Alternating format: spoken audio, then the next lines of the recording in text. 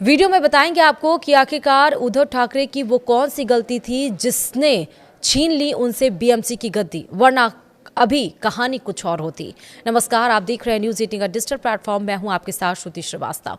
मुंबई की राजनीति में एक बड़ा उलटफेर हुआ है। बीएमसी में अब ठाकरे की बादशाहत खत्म हो गई है। भाजपा ने अपने 25 साल का वनवास खत्म कर बीएमसी चुनाव में विजय पताका लहरा दिया है। बीएमसी यानी बृहन मुंबई म्युनिसिपल कॉर्पोरेशन के चुनाव में भाजपा और एकनाथ शिंदे की शिवसेना वाली महायुति ने शानदार जीत दर्ज की।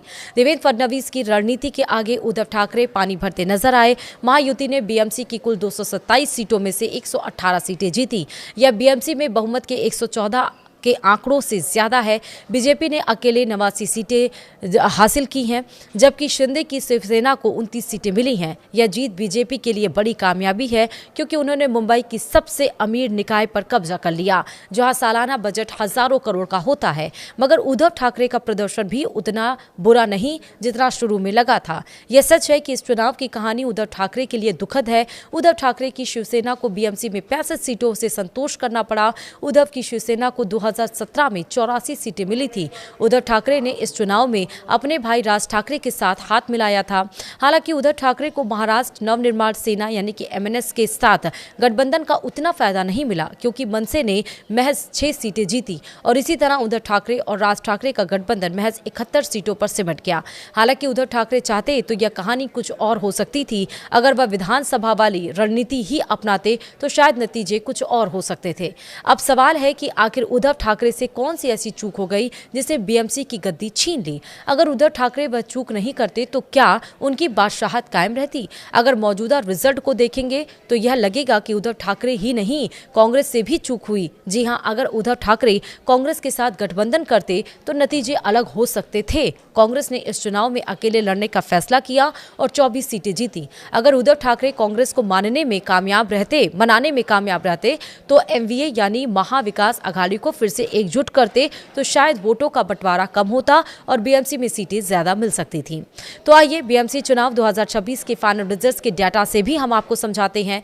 दरअसल बीएमसी कुल वोटों की बात करें तो भाजपा को 11,79,273 वोट मिले, जो कि 45.22% है। वहीं उद्धव ठाकरे की शिवसेना यूबीटी को 7,17,736 वोट मिले, जो कि 27.52% है। और कांग्रेस को 2,42,646 वोट मिले, जो कि 4.44% मिले।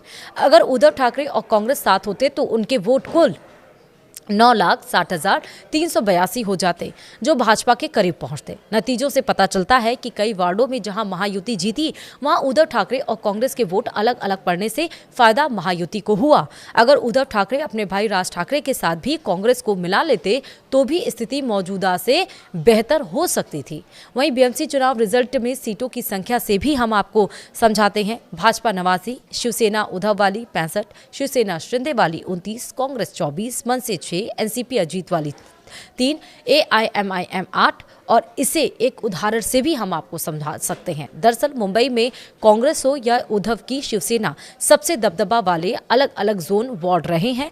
अंधेरी ईस्ट और गोरेगांव जैसे इलाकों में कांग्रेस का पारंपरिक वोट बैंक रहा। यहां पर उद्धव के उम्मीदवारों को हार मिली, क्योंकि वोट बैंक बंट गए। अगर गठबंधन होता तो शायद तस्वीर कुछ और होती और हो सकता था कि 20 और 30 अतिरिक्त सीटें मिल सकती थीं। साल 2019 के चुनाव में एमवीए ने साथ लड़ा तो बेहतर प्रदर्शन दिखा था, मगर अब टूटने से सब कमजोर हो गए। उद्धव ठाकरे ने मनसे के साथ गठबंधन करके मराठी वोट बैंक को मजबूत करने की कोशिश की, क्योंकि राज ठाकरे मराठी अस्मिता की बात करते हैं। मगर उद्धव को इससे फायदा नहीं हुआ, कारण कि मनसे का वोट शेयर केवल 5% के आसपास रहा और उसे केवल 6 सीटें मिली। वहीं कांग्रेस के 24 सीटें और 4.44% वोट उद्धव ठाकरे के लिए बड़ा मौका थे। अगर वे साथ होते तो बीएमसी चुनाव कुल सीटें उद्धव ठाकरे की 65 प्लस, कांग्रेस की 24 प्लस और मनसे की 6 से ज्यादा होती, क्योंकि वोट ट्रांसफर से क्लोज फाइट वाले 40 से 50 वार्डों में जीत मिल सकती थी। इसीलिए उद्धव ठाकरे की गलती बस यही है कि वे कांग्रेस को मनाने में नाकाम रहे। हालांकि फैक्ट यह है कि कांग्रेस ने ही पहले एकला चलो रे नीति का ऐलान किया था। कांग्रेस की भी यह गलती थी कि उसने उद्धव के साथ गठबंधन नहीं किया। अगर गठबंधन होता तो नतीजे कुछ और हो सकते थे। हालांकि उद्धव ठाकरे की शिवसेना साख बचाने में सफल रही है। अगर उद्धव ठाकरे मनसे की बजाय कांग्रेस के साथ जाते तो मराठी वोट के साथ अल्पसंख्यक और सेकुलर वोट भी मिलते। रिजल्ट्स दिखाते हैं कि कई वार्डों में जहां कांग्रेस दूसरे या तीसरे नंबर पर थी वहां उद्धव हार गए।